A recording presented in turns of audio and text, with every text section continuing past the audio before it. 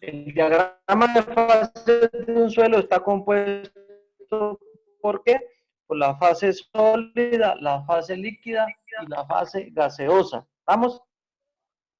Fase sólida, fase líquida y fase gaseosa. Entonces, ¿qué podemos ver aquí? Que este es el peso de la muestra, que es el mismo peso total, ¿cierto? Peso de la muestra, peso total, volumen de la muestra o volumen total es lo mismo. ¿Qué más tenemos aquí? Tenemos el peso de los sólidos, tenemos el peso del agua y el peso del aire. El peso del aire lo vamos a apreciar y va a valer 0. ¿Estamos claros, no? ¿Qué más tenemos? Tenemos el volumen de los sólidos, el volumen del agua y el volumen del aire, que ese sí lo debemos considerar porque los gases ocupan un volumen, ¿cierto? Ocupan un espacio. Y aquí tenemos volumen del aire y volumen del agua conforman el volumen de vacíos, ¿cierto? Entonces, como podemos ver, el peso de la muestra es igual al peso del agua más el peso de los sólidos. El volumen de la muestra es igual al volumen del aire, volumen del agua, volumen de los sólidos. Y el volumen de vacíos es igual al volumen del aire más el volumen del agua. En todos los ejercicios, como aquí lo dicen, me deben obligatoriamente hacer ese diagrama de fases para que ustedes puedan desarrollar paso a paso los ejercicios. Estamos, ¿cierto? Entonces ya sabemos que el suelo está compuesto por 3 fases, ¿cierto? La fase sólida, partículas minerales, la fase líquida, el agua, y la fase gaseosa, compuesta por el aire. ¿Hay preguntas?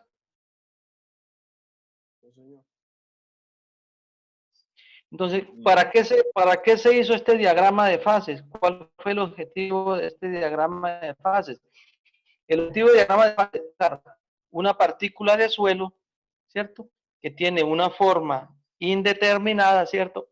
Una forma indeterminada, una forma heterogénea, o sea, no está repartida en partes iguales, y simular, tenemos que hacer el acto de fe, que el suelo va a tener esta forma homogénea, o sea, que las proporciones de sólido, de líquido y de gaseoso están idealmente conformadas en ese suelo. Para eso se hace ese diagrama de fases. ¿Para qué? Para poder calcular las relaciones de peso y volumen. ¿Y qué son las relaciones de peso y volumen?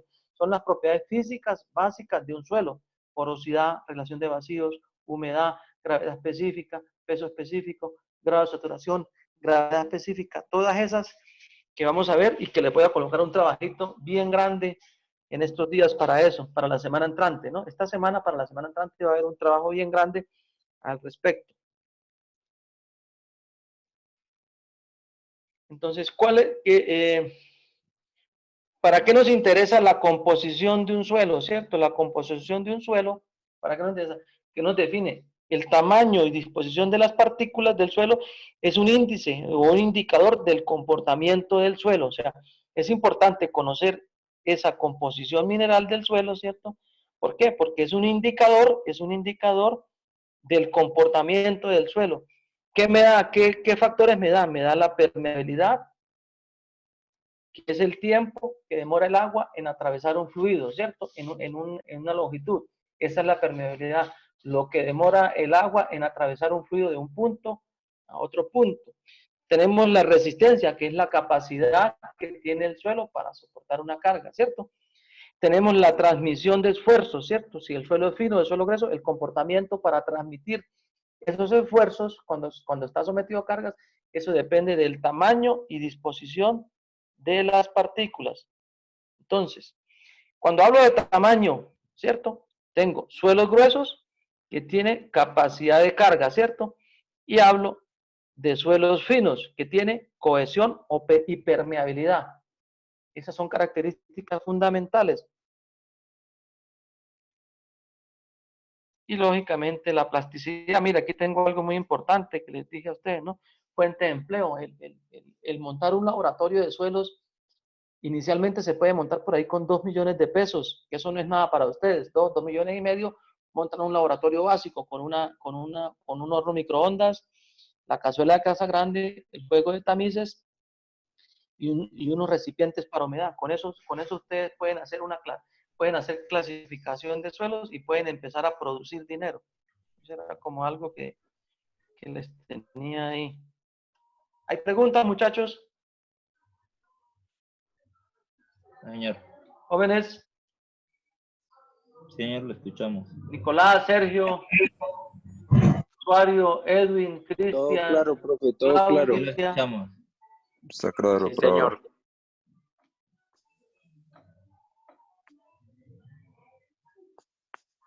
Ingeniero, una pregunta. ¿Un buen laboratorio con cuánto presupuesto se lo montaría?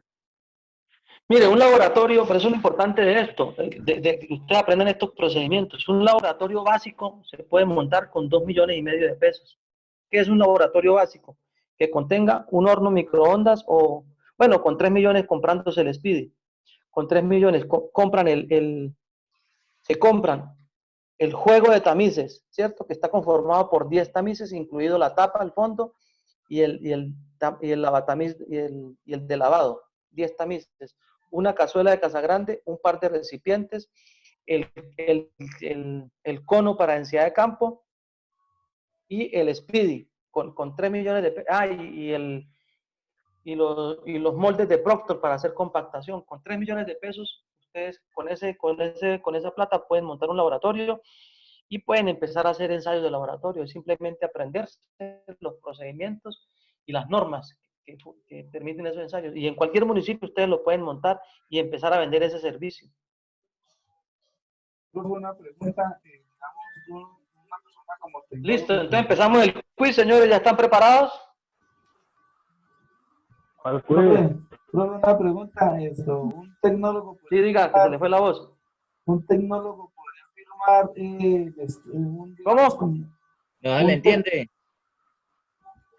¿Me escuchan ahí? Embutido. ¿Un tecnólogo podría firmar un estudio para ese tipo de suelos? No, no, señor, tiene que ser un ingeniero civil, dependiendo si el estudio es básico, si es un diseño, tiene que ser un geotecnista, pero si es un estudio básico de clasificación y de propiedades básicas fundamentales, sí lo puede hacer un ingeniero civil, un tecnólogo no. Porque bueno, Ya casi, ingeniero, dentro de 8 años se gradúa. sí, no, ingeniero, en lo que en el caso, por ejemplo, pues, Diga. uno tiene como cierto, digamos, acercamiento, ¿no? Y la verdad, en todos los municipios sí hace falta eso. Porque, por ejemplo, digamos, acá en Pamplonita manejan muchos proyectos productivos y hay 80 usuarios, ¿sí? Y a esos 80 usuarios hay que hacerles el estudio, digamos, primero que todo, pues, ese estudio de sueldo, ¿sí? Y después se lleva a otro laboratorio para que diga que, digamos, la composición del sueldo, ¿sí? Sí. Sí, la composición orgánica, que eso es muy afín con lo que vemos nosotros. Lo que pasa es que ellos hacen otros ensayos más químicos que nosotros. Nosotros hacemos ensayos más físicos, más básicos, utilizan más reactivos para poder determinar la composición orgánica. Pero no nos salgamos de tema, sigamos avanzando. Bueno. Sigamos avanzando. ¿Está claro el diagrama de fases? Sí, señor. Sí, señor. Listo, ahí tenemos el diagrama de fase. Entonces, ténganlo claro, definan cada uno de esos puntos, ¿no? Peso de la muestra, peso de los sólidos, peso del agua, peso del aire que vale 0, volumen del aire, volumen del agua, volumen de los sólidos, volumen de la muestra, volumen de vacíos, volúmenes y pesos. Ese es el diagrama de fases para un suelo. Entonces, un suelo de forma irregular, de forma natural, de forma heterogénea, lo vamos a representar en un diagrama ideal para poder dar solución a los problemas de ingeniería civil, o sea, para poder determinar las propiedades físicas. Miremos otro documento que tengo aquí.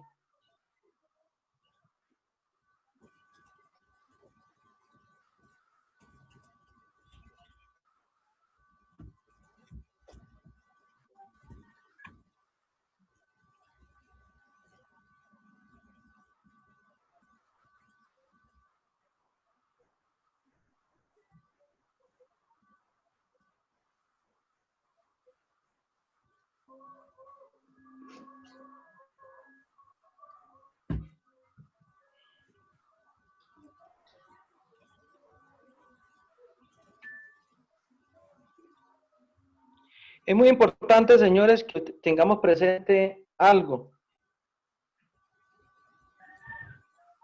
Cuando yo tengo el diagrama de fases, yo tengo aquí,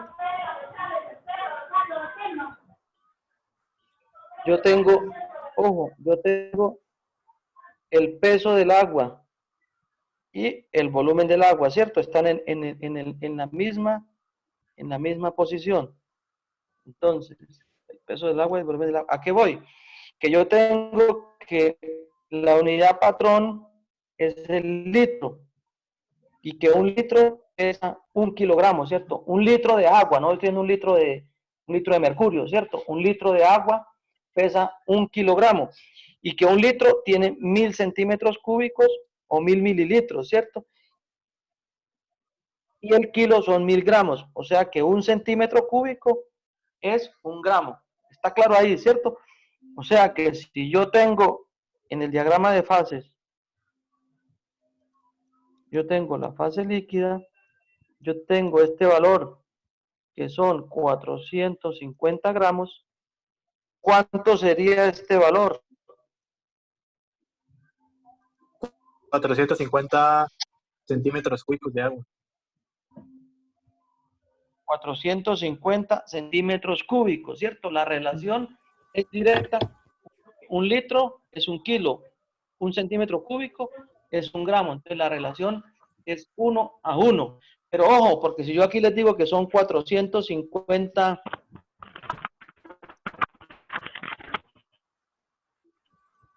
si yo les digo que aquí son 450 newton, que son unidades internacionales, aquí ya toca por el factor multiplicador, que es ¿cuánto? 981, ¿sí? 981, que es el valor de la gravedad, ahí donde ustedes se rajan. Entonces, si yo digo que son 450 newton, yo lo paso a kilonewton y de kilonewton lo paso a metros cúbicos. ¿Está claro? ¿Por qué esta relación? Porque yo digo que el gamma del agua es igual a 1 gramo sobre centímetro cúbico, que es igual a 9,81 kilonewton sobre metros cúbicos. ¿Está claro? Entonces, el factor de conversión para pasar a metros cúbicos ya no es 1 a 1, ¿cierto? Yo no puedo decir que son 400 kilonewton y decir aquí que son 400 centímetros cúbicos o 400 metros cúbicos, ¿cierto? Tengo que utilizar el factor de conversión. Entonces, estudien, analicen, revisen, miren en internet y en las asesorías yo les puedo estar explicando, pero en el parcial jamás yo les voy a decir cómo van a hacer esa conversión. ¿Estamos claros? Pues búsquense la tabla de conversión de unidades. Cuando es gramos, o gramos o litros, la relación es directa, ¿cierto? Pero cuando es en kilonewton, ¿cierto? En unidades internacionales, ya hay que multiplicar por 981.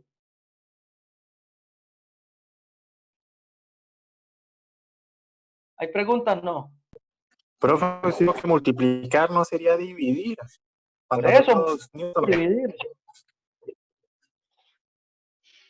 Multiplicar o dividir o sumar o restar lo que tengan que hacer. En ese caso, el factor de conversión es inverso, no es directo.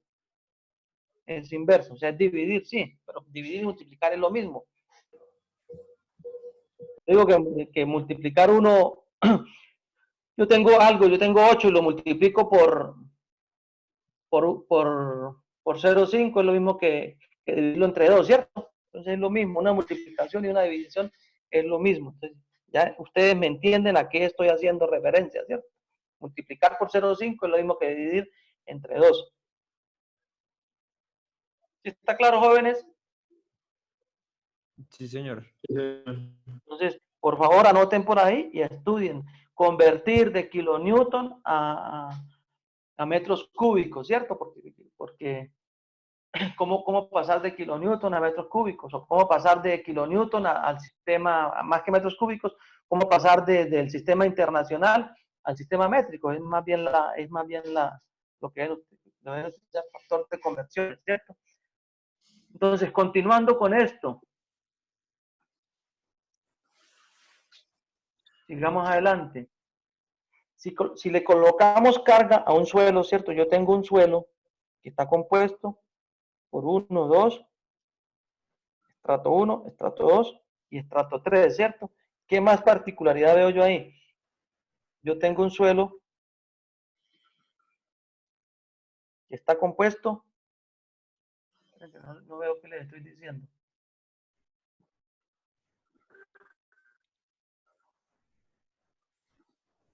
Yo tengo un suelo que está compuesto por estrato 1, estrato 2 y estrato 3, ¿cierto? Además, yo veo que esta línea que representa Nivel freático. el nivel freático. Aquí que representa el nivel del terreno. Todo el mundo sabe lo que es nivel freático. Esta mañana había un compañero que no sabía. Sí, señor. ¿Saben qué es nivel freático? ¿Qué es? Sí. Cuando Línea aparece donde el las agua. dos superficies donde Ay, me empieza a aparecer algo así. Es el Donde hay presencia de agua. Eso. Exacto, es la presencia de agua en el subsuelo, ¿cierto? Y el nivel freático se puede presentar de dos maneras. ¿Cómo? el nivel freático no es la distancia que se encuentra el agua El nivel desde la- freático se desde puede el- presentar de dos maneras.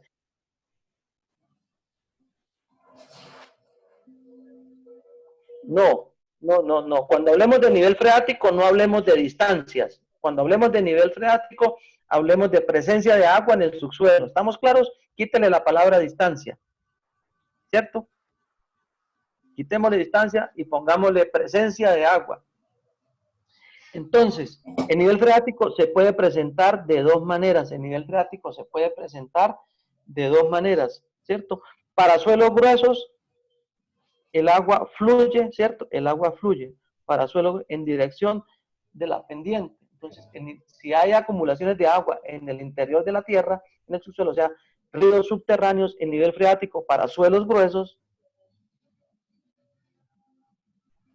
va a fluir, ¿cierto? En dirección de la pendiente. ¿Por qué? Porque el agua corre a través de los poros, ¿cierto? Esa es presencia de nivel freático y puede que haya un nivel en el subsuelo, una presencia de agua. Entonces, cuando yo hago una excavación,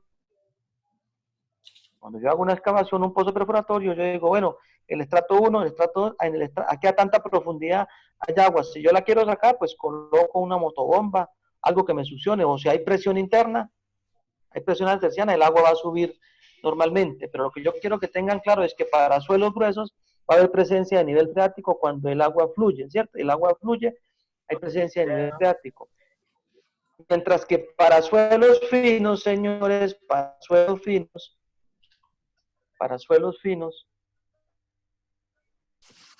puede que ocurra esto. Miren, para suelos finos, voy a borrar este. Para suelos finos, yo voy a tener una bolsa o un depósito de agua en el interior de la tierra. Entonces, en este sector, en este rango, ¿cierto? En esta distancia, que pueden ser metros, kilómetros, no sé, dependiendo de la acumulación. ¿Cómo? Ajá. Apaguen los micrófonos, por favor.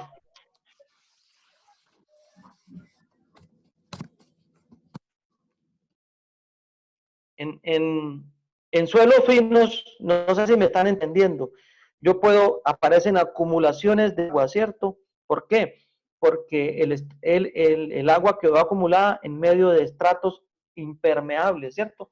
Suelos finos, altamente impermeables, entonces se formaron bolsas de agua, así como se forma el petróleo, ¿cierto? Puede que quede el agua contenida. ¿El agua dónde va a quedar contenida, lógicamente? En una masa de suelo grueso que está envuelta en un suelo fino altamente impermeable. Entonces se forman depósitos subterráneos de agua o pozos de agua, ¿cierto? Pozos de agua. Entonces, estas condiciones para un suelo fino quedó atrapado ahí, ¿cierto? Yo quiero buscar el agua, es lo mismo. Perforo, busco y saco el agua, esa agua va a estar a presión. Mientras que en suelos gruesos, el agua va a fluir. ¿Quedó claro eso? Lo que es el nivel freático y cómo está presente. Sí, señor. Sí, señor. Sí, señor. Entonces, tenemos presente eso y esto qué pasó, se bloqueó.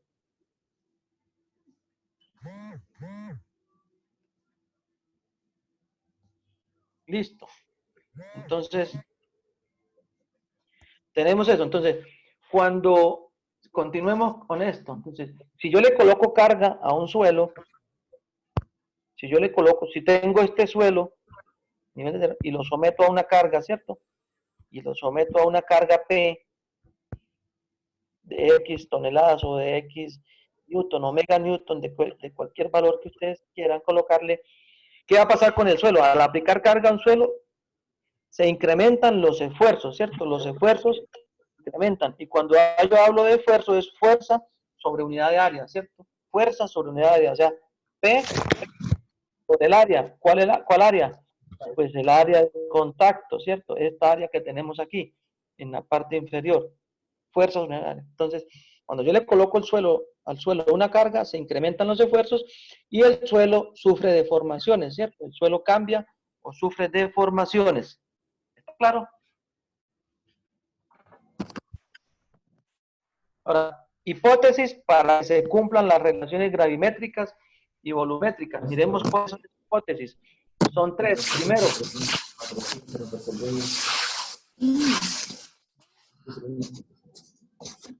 Que fue súper bien.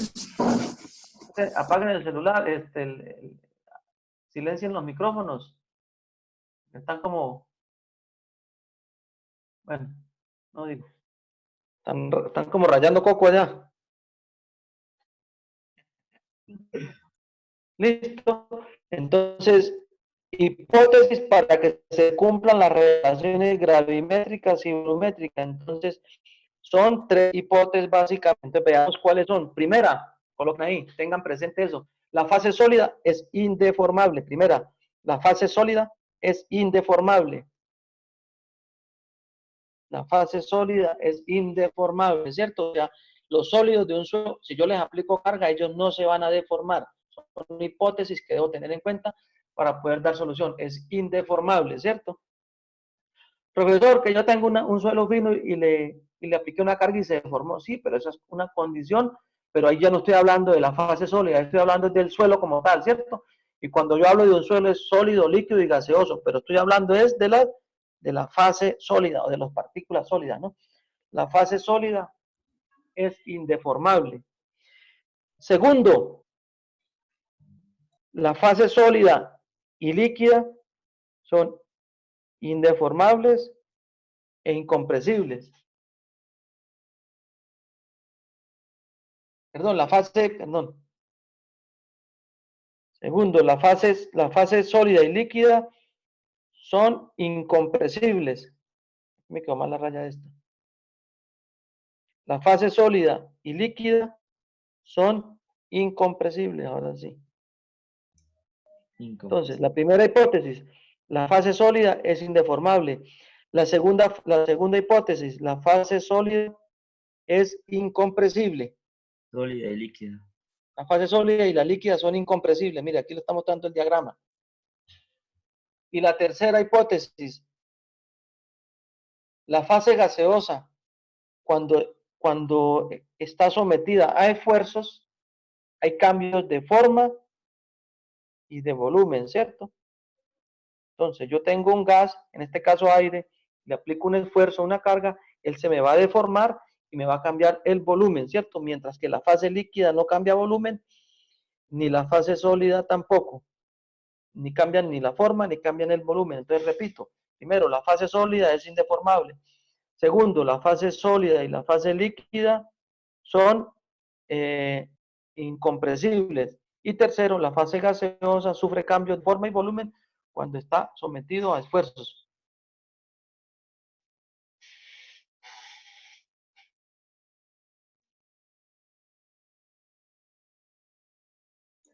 Listo, listo. Listo, sigo avanzando, pero por aquí hay algo que tengo que aclararles que no lo veo.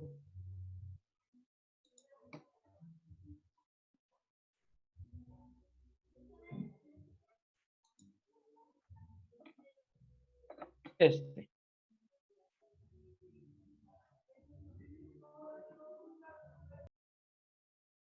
Bueno, voy a volverlo a hacer porque está muy... Bueno, sí, aquí mismo. Entonces, observemos aquí. Cuando yo hablo de suelos naturales, cuando hablo de suelos parcialmente saturados, ¿cierto? Suelo parcialmente saturado. Estoy hablando de un suelo en estado natural.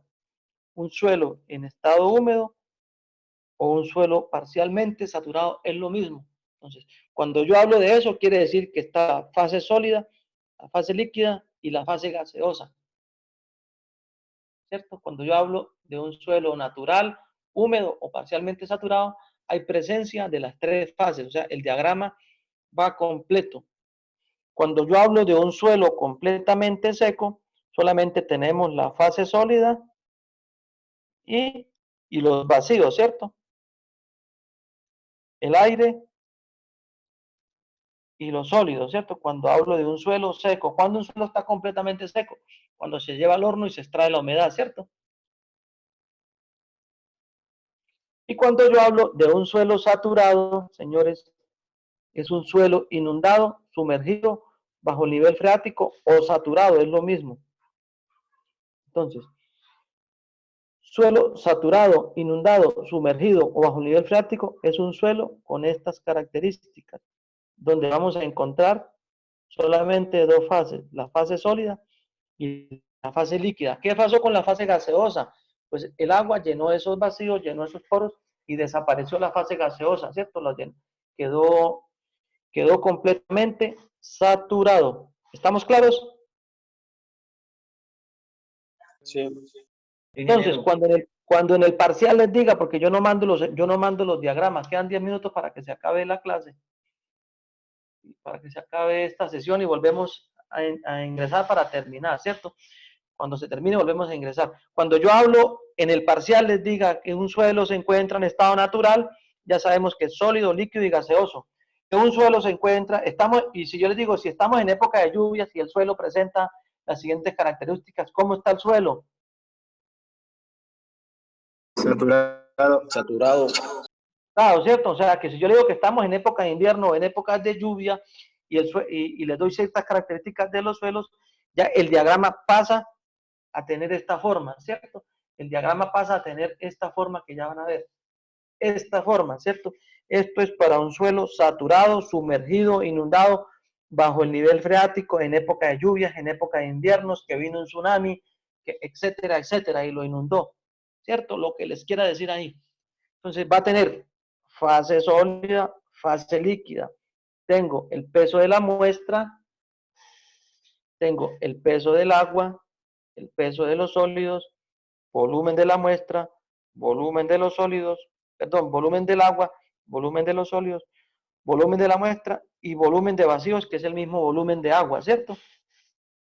A esas condiciones cambia el suelo. Entonces, para esta condición que vemos aquí en la parte de abajo, para esta donde estoy haciendo la X, señor, tengo nivel del terreno, estrato 1, estrato 2 y estrato 3, ¿cierto?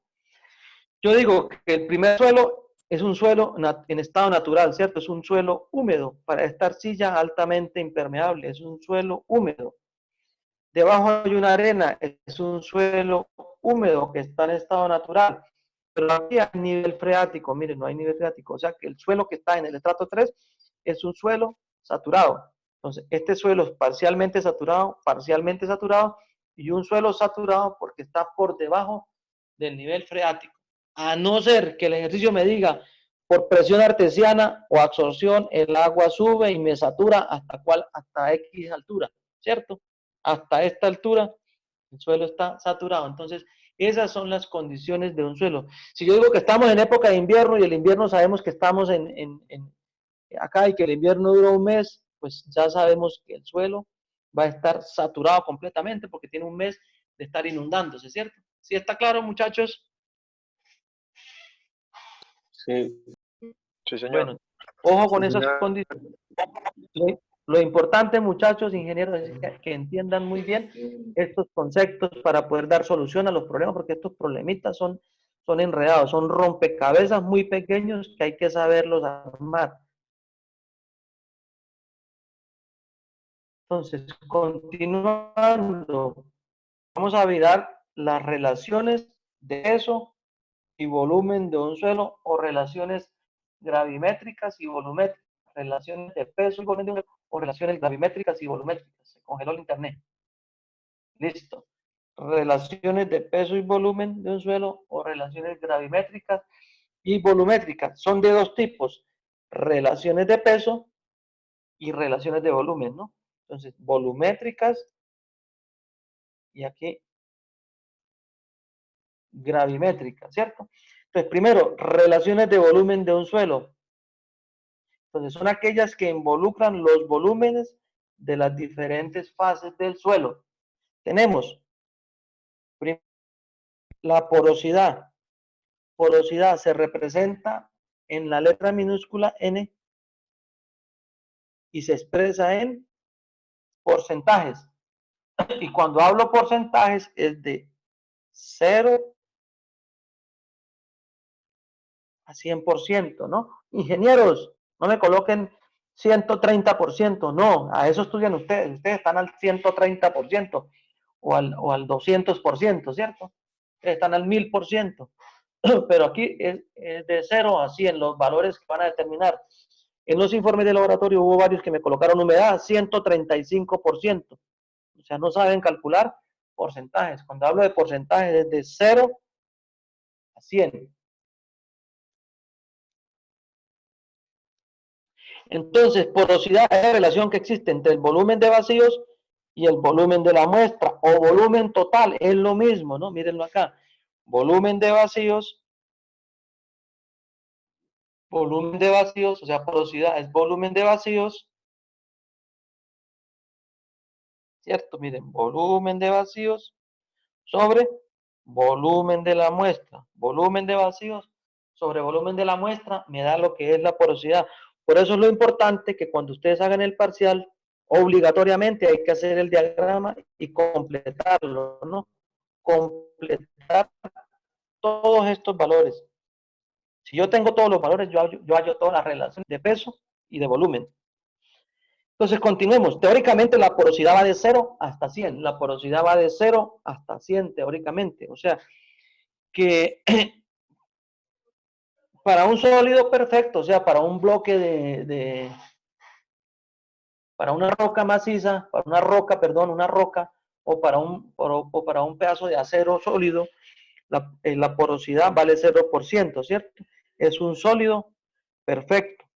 0% es un sólido perfecto. Una roca o un bloque de acero, ¿cierto? De acero fundido. Y la porosidad es del 100% cuando hay el vacío absoluto. O sea, hagamos de cuenta que esto es una vejiga, una bomba, un globo, y tiene porosidad 100%, ¿cierto? Solamente tiene la cáscara, ¿cierto? Para suelos cohesivos, o sea, suelos finos, la porosidad es alta.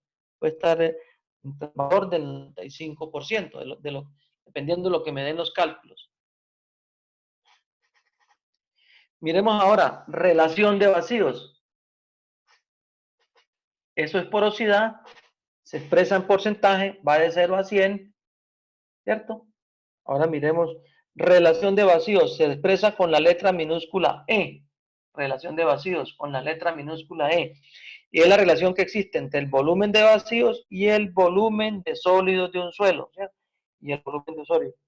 Y teóricamente va de 0 hasta infinito, ¿cierto? Yo puedo encontrar valores de volumen de relación de vacíos desde 0 hasta infinito. Es la relación que existe entre volumen de vacíos y volumen de los sólidos. Para arenas densas, esa relación de vacíos tiene valores mayores a 0,25.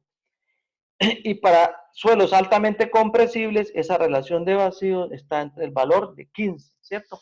Es adimensional porque es volumen sobre volumen, ¿cierto? Es adimensional. La porosidad se expresa en porcentajes.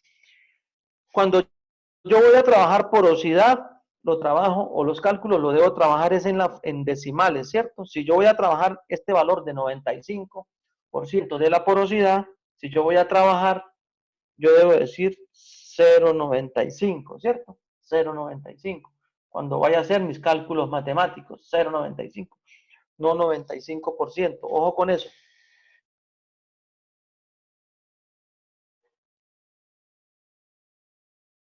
La tercera propiedad, ¿cuántos minutos quedan, jóvenes? Quedan 6. 1 minuto y 30. 1 minuto y 44. Entonces voy a volver a